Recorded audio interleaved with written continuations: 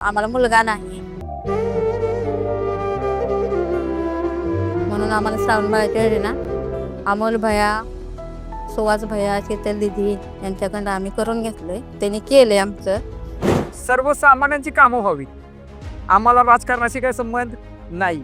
नमस्ते, मी नवीन आनंदराव कदम, विटा घुमट, प्रभाग क्रमांक 5. मेन म्हणजे स्ट्रीट लाईट. आम्हाला शेतात जायला जो पाठीमागचा रोड आहे तो शेतात जाण्यासाठीच आहे. त्याला पूल नव्हता, तो पूल सुद्धा त्यांच्या माध्यमातून झाला. काम नुसतं बोलत नाही तर करून दाखवतात.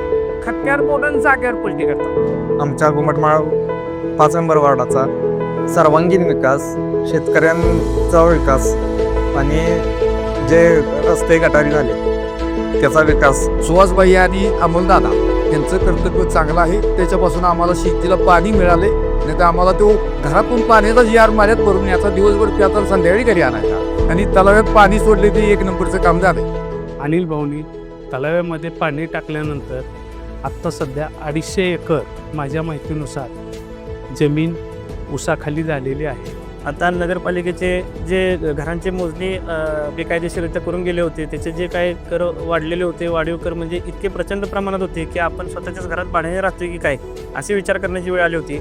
परंतु सुहासभैया बाबर, अमोलदादा बाबर यांनी प्रयत्न करून एकनाथ शिंदे साहेबांच्या आदेशाने त्या निर्णयाला स्थगिती मिळालेली आहे आणि असली कुठल्याही प्रकारची करवाढ केलेली नाही.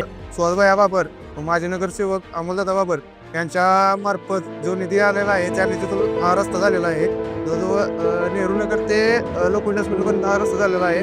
व हेड गटरचं पण काम झालेलं आहे. 55 लाखाचा हा निधी आहे. या निधीतून हा काम झालेलं आहे. तरी पण हे LIT जे आहेत हे LIT सुद्धा आहे आमदार सुहासभैया बाबर आणि अमोलदादा बाबर यांच्यावर पद्धत झालेले आहेत. सुहासभैया जेवढे तर्फे काम करतात त्याच प्रमाणात अमोल भैया बी त्यांना साथ देतात आणि अमोल भैया बी काम करतात. जवळपास प्रभाग क्रमांक 5 मध्ये 2 कोटीचा निधी आलेला आहे त्यावर 1.5 वर्षात.